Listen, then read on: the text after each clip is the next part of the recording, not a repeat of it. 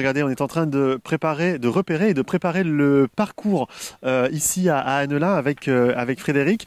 Frédéric, là c'est les derniers préparatifs cette semaine. Il y a un peu de stress? Un tout petit peu de stress puisque c'est une première. Oui, un petit peu de stress, mais on est dans les préparatifs et tout se passe très bien pour l'instant. C'est la dernière ligne droite. Ouais. Alors, on est là sur cet espace, on te laisse l'accrocher peut-être. Je ne sais pas s'il va bien tenir, il y a un peu de vent aujourd'hui, mais au pire on l'enlèvera et on le remettra. C'est ça. Donc là, c'est ici qu'une grande partie de la manifestation va se passer dimanche. Rappelle-nous dans les grandes lignes, donc l'idée c'est de sensibiliser à cette maladie, la sclérose en plaques. Avant d'en parler de la maladie, qu'est-ce qui va se passer ici dimanche? Alors ici, c'est le départ et l'arrivée d'une manifestation qui s'appelle Défi la CEP. L'objectif est de récolter des fonds pour la recherche contre la sclérose en plaques. Donc au programme 5 courses, 2 courses adultes et ados et 3 courses enfants. Les courses enfants 1 km et adultes c'est soit 5 km soit 10 km. Et il y a aussi 2 marches qui partiront, une marche de 5 km et une marche de 10 km pour tout le monde, les sportifs ou les non sportifs. C'est ça, l'idée c'est d'ouvrir au plus grand nombre et que tout le monde participe à cette manifestation. Exactement, c'est de ne pas la proposer uniquement aux sportifs puisque parfois certaines personnes sont un petit peu réfractaires à l'activité sportive. Donc la marche, ça plaît, ça passe pour tout le monde et c'est assez collectif. Alors tout va se passer ici à Annelin sur ce beau parc. Il va y avoir des activités aussi, des activités ludiques pour les enfants. Il va y avoir des stands, il va y avoir à manger. Enfin, on va passer un bon moment. Exactement. En fait, il y a des personnes qui n'aiment ni manger, ni marcher, ni courir. Donc, Parce que manger, je pense qu'on aime tous manger. tout le monde aime manger. Il y aura un stand évidemment d'information sur la maladie animé par le délégué régional de l'ARCEP, qui est la fondation qui va récolter les fonds. Il y aura aussi un stand de l'arrosoir culturel. C'est une petite asso annelinoise qui va proposer aux adultes et aux enfants des activités manuelles et culturelles. On a aussi une personne de l'étoile de Wany, de l'athlétisme de Wany, qui va proposer des activités pour les enfants trop jeunes pour s'inscrire au défi.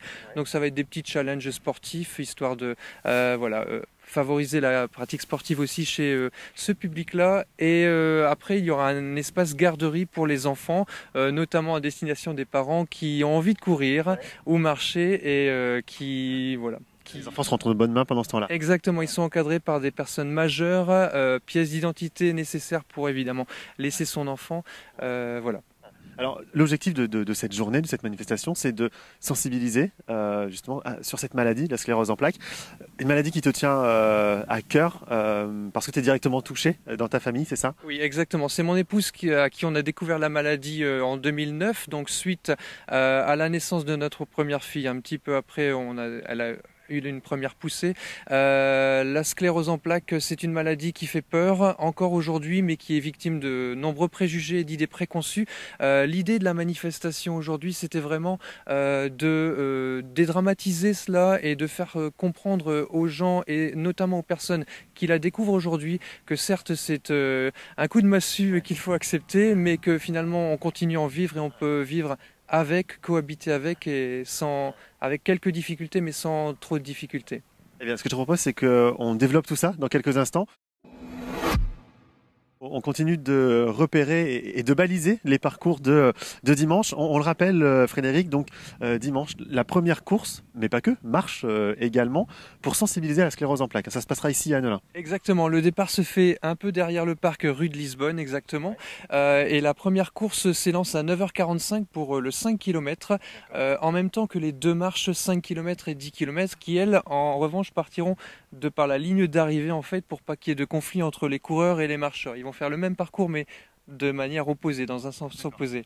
Je pense que l'idéal, c'est de donner le rendez-vous ici, et puis après, chacun se dispatche en fonction de la course. Oui, parce qu'en fait, il y aura un rendez-vous commun à 9h30, un échauffement collectif par une chorégraphe professionnelle, chorégraphe latino. Et toute la matinée, l'espace sera sonorisé par un DJ professionnel aussi, donc ça sera vraiment une ambiance festive, autant que sportive et caritative. Alors, j'ai bien fait de pas me mettre en tenue, parce que tu aurais pu me faire un échauffement, j'imagine. Hein. Si tu veux, j'aurais pu. Non, je suis pas prêt, pas aujourd'hui. On rappelle, donc tout ça c'est pour sensibiliser à cette maladie, la sclérose en plaques. Comment on la reconnaît, cette maladie? Au quotidien, elle ressemble à quoi? Elle ressemble à pas grand-chose parce que la sclérose en plaques, souvent, elle est invisible. Les symptômes peuvent apparaître un peu partout dans le corps humain, mais la plupart du temps, ils sont pas visibles. Et c'est ça qui rend l'acceptation de la maladie, à la fois par le malade que par son entourage, un petit peu plus difficile. En fait, la sclérose en plaques, c'est une inflammation. En fait, on va dire, c'est une maladie du système nerveux central qui touche la moelle épinière et le cerveau. Certaines cellules se mettent à attaquer le tissu des neurones. Le tissu des neurones, ça s'appelle la myéline en fait, et il est en quelque sorte détérioré par ces attaques. Et c'est pour ça que ça provoque en quelque sorte des courts-circuits dans l'influx et dans le passage du message nerveux. Et donc c'est pour ça que ça peut se manifester à divers endroits du corps humain. Ça peut être au niveau des yeux, au niveau des membres, ça peut être des problèmes sexuels, des problèmes digestifs, et bien souvent ces manifestations sont invisibles. Ça veut dire que par exemple, on peut perdre l'équilibre, on peut tomber comme ça d'un coup. Exactement, ça n'arrive pas souvent, mais ça peut être une des manifestations de la sclérose en plaques, qui se manifeste en fait bien souvent par des poussées. C'est en quelque sorte une inflammation qui, la plupart du temps, on peut la récupérer avec un traitement approprié. Parfois, malheureusement, la récupération n'est pas totale ou n'est pas du tout, il n'y a pas du tout de récupération, donc c'est ça qui fait que parfois c'est beaucoup plus long à récupérer. L'objectif, c'est aussi de combattre des idées reçues, en tout cas d'en parler de ces idées reçues. L'une d'elles, c'est on en meurt. La sclérose en plaques est mortelle et on en meurt. Alors, on en meurt, mais beaucoup moins souvent que d'autres maladies qu'on connaît plus, comme le cancer, par exemple. C'est une maladie dont on ne meurt pas forcément. Et l'idée, justement, de cette manifestation aujourd'hui, c'était de rendre la maladie un petit peu plus accessible, ou tout au moins de combattre certains préjugés, certaines idées préconçues qui tiennent corps à la maladie. On continue de parler de cette manifestation de dimanche, ces courses et marches pour sensibiliser à la sclérose en plaques. Alors, qui dit course, qui dit marche, dit forcément des petites récompenses. Frédéric, c'est le passage obligatoire, ça. Hein. Exactement. Chaque vainqueur de chaque compétition aura droit à sa coupe. Et il y a des médailles aussi pour les deuxièmes et troisièmes. Et pour les enfants, chaque enfant repartit avec sa médaille. Et il y a aussi des petits cadeaux qui ont été donné par certains commerçants d'Annelin, de la mairie d'Annelin. Justement, j'allais y venir à ça. Il y a du monde qui se mobilise autour de ça, les commerçants, la mairie. Exactement. Je ne peux pas ne pas commencer par remercier chaleureusement la ville d'Annelin qui s'est montrée très à l'aide dans l'organisation de ma manifestation d'un point de vue administratif, logistique surtout. J'ai aussi eu l'aide du département du Nord et j'ai pas mal de sponsors, Fiducial, Cap Vital, Loger Habitat, le jardin d'Annelin et les caves d'Annelin qui sont deux commerces locaux très bien implantés et qui m'ont soutenu dès le départ. Bon, mais c'est une cause qui touche en tout cas. On va revenir justement sur cette maladie parce que il y a aussi un message d'espoir à faire passer. Tu le disais tout à l'heure, c'était au moment de la première grossesse que la maladie s'est déclarée chez ton épouse. Mais il y a eu d'autres enfants après. Exactement. En fait, quand on apprend la maladie, c'est un coup de bambou qu'il faut accepter. Mais finalement, quand on apprend à apprivoiser cette maladie, on se rend compte que finalement, c'est pas si noir que ça. Certes, c'est quelque chose, c'est une mauvaise nouvelle qui tombe, mais on se rend compte vite fait que il ne faut pas écouter tout ce que les gens disent. Il faut pas, surtout pas aller sur Internet, essayer de se renseigner parce que il y a beaucoup de choses qui sont dites mais qui sont pas vérifiées. Depuis l'annonce de la maladie, on a eu la chance d'avoir plusieurs enfants alors qu'on nous annonçait qu'on n'en aurait plus. Donc l'objectif de cette manifestation de dimanche, c'est aussi montrer qu'il y a de l'optimisme et un message d'espoir que certes, il faut apprivoiser cette maladie, mais on peut vivre avec, on peut aller de l'avant et voilà, essayer de faire de quelque chose de triste et un peu pessimiste, peut-être faire ressortir une note d'optimisme et d'espoir. Et bien évidemment, il y a les traitements, il y a le suivi médical, il y a l'entourage aussi qui est important, j'imagine. Exactement. En fait, les traitements évoluent. La maladie a été annoncée chez nous il y a 13 ans et depuis 13 ans, on a vu vraiment une évolution dans les traitements qui sont un petit peu moins invasifs qu'ils ne l'étaient en tout cas au début et qui, pour l'instant, croisons les doigts, sont assez efficaces. Alors justement, je fais un petit parallèle avec la manifestation de dimanche. On peut faire du sport, par exemple, quand on a cette maladie? Oui, exactement. Ça fait partie des choses qu'on nous a dites au tout début, qu'il fallait se ménager, éviter les activités sportives. Les recherches récentes ont prouvé tout le contraire, que la pratique sportive, dans une mesure raisonnable évidemment, est quelque chose qu'il faut faire, et qui est bénéfique pour le malade et pour contenir les poussées, les survenues de poussées par exemple. On rappelle les infos pratiques pour dimanche, l'heure de rendez-vous, le lieu, comment ça se passe, est-ce qu'on s'inscrit, est-ce qu'on s'inscrit pas? Alors, le parc sera ouvert dès 8h30 pour retirer son dossard notamment. Les premiers départs sont à 9h30 en ce qui concerne les marches et la course de 5 km. À 10h, c'est la course de 10 km et à partir de 11h15, il y a 3 courses enfants. Pour les enfants âgés de 13 et 12 ans, en fait ceux qui sont nés en 2009 et 2010, un premier départ. Deuxième départ pour 2011-2012 et troisième départ pour 2013, 2014, 2015. Il faut s'inscrire sur clickego.com. On tape défi l'ARCEP courir contre la sclérose en plaques sur Clickego, on tombe sur la plateforme et les inscriptions sont à faire avant samedi midi. Bon, il y a encore un petit peu de temps, donc ça c'est plutôt bien. Dernier élément donc par rapport à ce week-end, il y a évidemment toutes les dons possibles ce jour-là, mais est-ce qu'on peut encore donner de l'argent après? Exactement. Alors sur place, dimanche, il y aura une urne sur le stand ARCEP pour les personnes qui veulent contribuer mais qui ne veulent pas ni marcher ni courir. Et aussi, on peut toujours contribuer en versant le don qu'on souhaite verser sur le site de Défi Sport Solidaire. Merci beaucoup Frédéric, on souhaite beaucoup de succès pour cette première dimanche et donc le rendez-vous c'est ici à Annelin ce dimanche.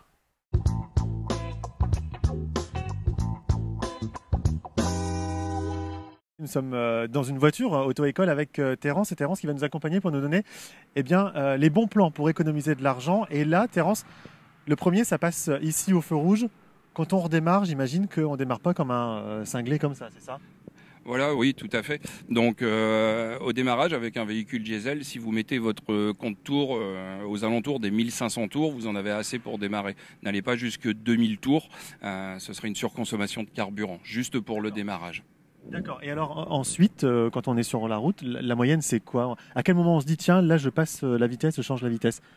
Alors, quand vous êtes sur un véhicule essence, essayez de passer le rapport aux alentours des 2000 tours minutes, et quand vous êtes sur un véhicule diesel, aux alentours des 2500 tours.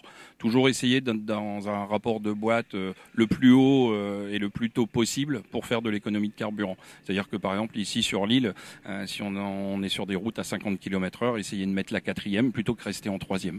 Ah d'accord. Alors dans les voitures de maintenant, effectivement, on le voit parce que la voiture nous dit à quel moment il faut le passer, mais il y a encore des voitures où on ne le voit pas justement. Donc ça c'est important de le souligner.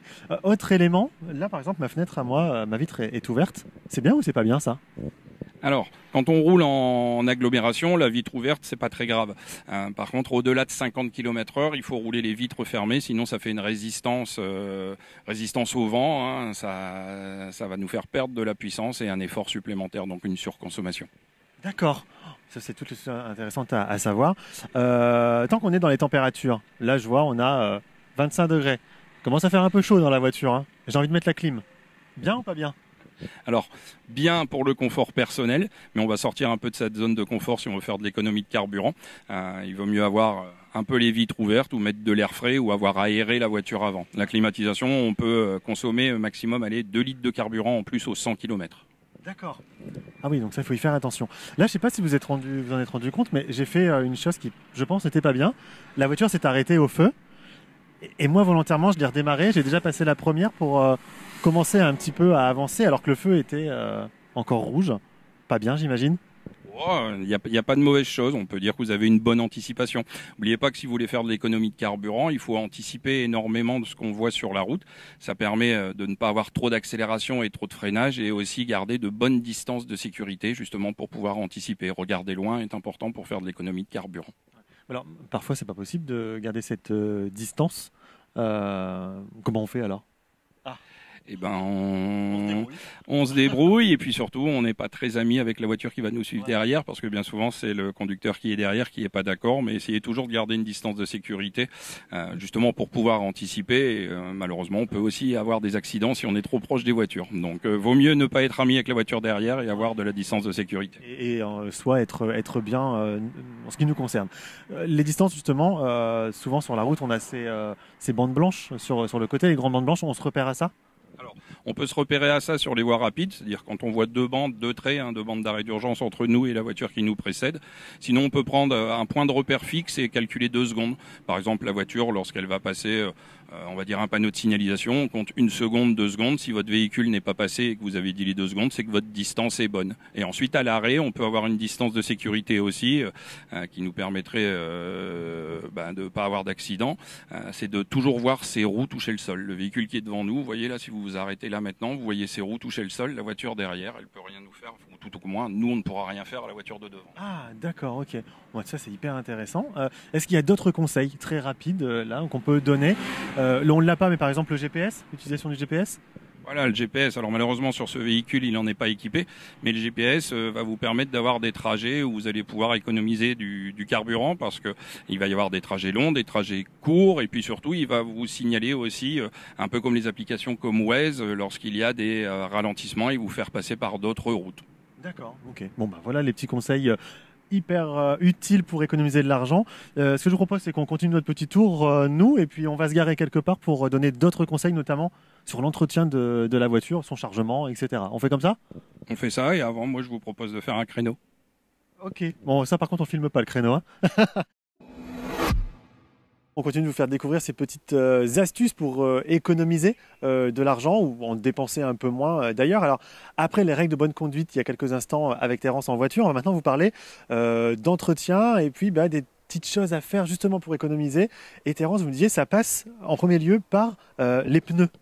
La pression des pneus qui est très importante en fait, parce que si vos pneus sont dégonflés, il y a une surface de contact qui est moins bien répartie sur le sol et obligatoirement on va devoir fournir un effort plus important pour faire avancer le véhicule, et qui dit effort plus important, surconsommation de carburant et pollution. Donc ce qui est important, c'est de regarder la vignette en fait qui est ici.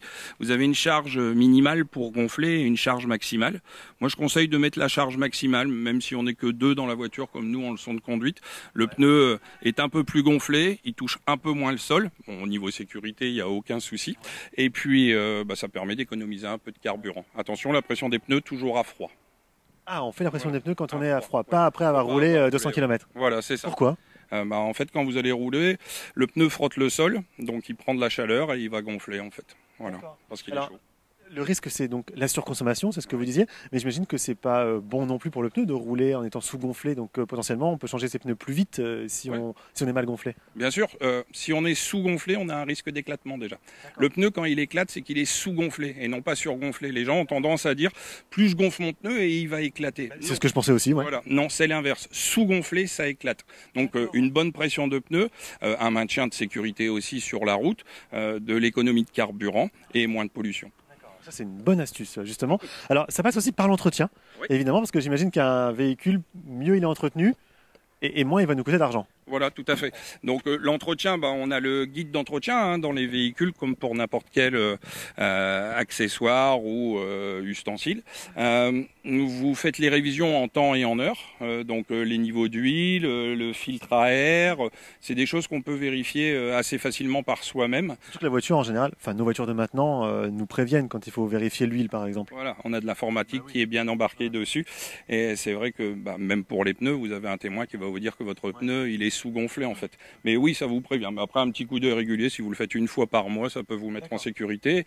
Une longévité au niveau du moteur qui va perdurer. Et puis, encore une fois, moins de consommation. Et ça, c'est des choses simples qu'on peut faire. Enfin, même moi qui n'y connais absolument rien en mécanique, je devrais peut-être pas le dire à un moniteur d'auto-école, mais c'est des choses simples à faire, les niveaux en plus. Oui, c'est à la portée de tout le monde. Bien sûr. Alors, le niveau, le faire sur un terrain plat, important pour vérifier un niveau, avec un moteur qui est froid. Parce que ça reste quand même assez dangereux si vous mettez vos mains dessus et pour le niveau c'est pas bon. Et puis vous voyez par exemple ici tout simplement, si on prend le niveau du liquide de refroidissement, vous avez un symbole pour le maxi et un symbole pour le mini. Et il faut toujours être entre les deux. Voilà, tout simplement. Alors vous me disiez aussi en préparant, la vignette critère a son importance également. Alors on rappelle ce qu'est la vignette critère. Alors, vignette critère, elle est imposée depuis plusieurs années en fait. C'est au niveau rejet CO2 du véhicule. Donc c'est une vignette qui va lutter un peu contre la pollution. Et si vous voulez acheter un véhicule qui consomme pas beaucoup de carburant, la vignette critère, elle peut être importante. Comme ici sur le véhicule, vous voyez, nous on a une vignette critère 2. Donc ça va de 0 pour tout ce qui est véhicule 100% électrique, etc. Et ça peut aller jusque 5 pour des véhicules plus anciens. Donc vignette 2, on est bien. On continue ces bons conseils pour économiser de l'argent. Et alors regardez, le premier conseil qu'on va vous donner dans ce duplex, on va montrer le bon exemple. On va ouvrir le coffre avec Terence, regardez, bam, le coffre est vide. Alors vous allez me dire, rien d'extraordinaire, mais pourtant Terence, ça a son importance. Oui, c'est important parce que le chargement d'une voiture, plus il y a de poids, plus ça va être difficile à faire avancer. Donc plus c'est difficile à faire avancer, encore une fois, plus de consommation, plus de puissance. Donc si vous pouvez avoir un coffre avec quasi rien dedans, les gens ont souvent tendance à laisser un bidon d'huile ou du liquide de refroidissement. Ou les enfants. Ou les enfants, ouais. Ou les enfants des autres, souvent les enfants des autres. Mais c'est vrai qu'un coffre vide, ça fera un peu d'économie de carburant. Tout comme pour le plein d'essence aussi. On fait pas le plein. On va être obligé de le faire. Mais si vous faites un plein, faites des demi-pleins ou 3/4 pas remplir. Plus vous mettez d'essence, plus ça fait de kilos dans la voiture. Donc vous avez ça, vous avez les barres de toit. Les gens ont tendance à laisser les barres de toit sur la voiture. Même s'il n'y a rien de posé dessus, ça va aussi faire de la surconsommation au niveau du carburant. En fait, c'est toutes ces petites choses qui peuvent engendrer cette surconsommation. Ça qui est important. On se pose la question, tiens, qu'est-ce que je peux enlever, qu'est-ce que je peux faire pour consommer un peu moins. Voilà, c'est toutes ces petites astuces là qui sont importantes. Ouais. Quand on part en vacances, notamment, on a plein de choses de brancher dans la voiture. Il peut y avoir les écrans des enfants, les portables, les machins, les trucs. Ça, c'est important aussi. On limite. Oui, alors c'est vrai que même la radio, si vous utilisez la radio, ça va pomper de la puissance, de l'énergie, ça fait tourner l'alternateur, etc. Alors c'est vrai que si vous faites que couper la radio ou que couper l'écran DVD pour le gamin dernier, vous n'allez pas gagner grand-chose. Mais des économies de bout de chandelle, à la fin, ça peut faire de l'économie, tout ce qui est électrique branché sur la voiture. Ou des fois, les gens partent aussi avec une glacière qui est branchée sur la voiture pour avoir des boissons fraîches quand on part en vacances, etc. Tout ça, il faut éviter, surtout en ce moment. Ça c'est incroyable. Alors il y a d'autres éléments. Je me rappelle quand j'étais jeune, je mettais des éléments en plus sur ma voiture, le bas de caisse, le truc qu'on mettait là. Là c'est pareil, on évite tout ça. Oui, on va tout éviter. C'est vrai que le pot d'échappement, ça va faire un joli bruit. C'est toujours agréable à l'oreille. Peut-être pas pour tout le monde, mais pour moi ça l'est en tout cas. Mais oui, ça va faire consommer en plus. On ne rajoute pas d'éléments de carrosserie à sa voiture. Ok, on reste avec la voiture telle qu'elle est, simple, telle qu'elle est, c'est important. Alors, un autre élément, surtout à l'hiver, parfois on sort de la maison, on allume la voiture pendant un quart d'heure pour la chauffer, comme ça on rentre dedans, paf, c'est confort, on peut aller travailler. J'imagine qu'on oublie. Oui, ça on oublie aussi. Alors c'est vrai qu'il y a 20 ou 30 ans, on allait dire, avant de démarrer l'hiver, faites tourner votre voiture à froid 5-6 minutes et ensuite on peut partir. Maintenant, ça on évite pour la consommation, pour la pollution, pour les nuisances sonores. Et maintenant les voitures sont faites, vous la démarrez et 3-4 secondes après, votre voiture elle est chaude et vous pouvez partir tranquillement. Bon, alors j'imagine que vous n'allez pas aimer ce que je vais dire là en tant que moniteur d'auto-école, mais est-ce que l'idéal c'est pas d'aller travailler à vélo? On consommera moins. Malheureusement, il faut trouver des alternatives. On veut faire de l'économie, donc on peut parler de la voiture, de ce qu'on peut économiser au niveau du carburant, mais après, pas penser qu'on a des jambes aussi. Donc c'est vrai que pour des courts trajets, si c'est maximum jusqu'à 1 km, on peut marcher. 2 km, 3 km, ça peut être le vélo ou pourquoi pas les transports en commun. Et puis à ça, on peut réfléchir aussi, si malheureusement on est obligé de prendre sa voiture, réfléchir à avoir des arrêts intelligents, c'est-à-dire qu'on s'arrête au milieu de 2 ou 3 choses et on les fait à pied et ça permet d'économiser. De ne pas reprendre la voiture pour faire 50 mètres et se garer à nouveau. Bon, merci beaucoup, Terence, pour tous ces conseils. On n'hésite pas à venir vous voir si on a besoin d'autres conseils. Voilà, n'hésitez pas à venir voir Terence. Il vous ouvrira les portes de sa voiture et peut-être qu'il vous laissera dans le coffre avec grand plaisir. Merci Terence et voilà les petites astuces pour économiser de l'argent, en tout cas en ce qui concerne la voiture.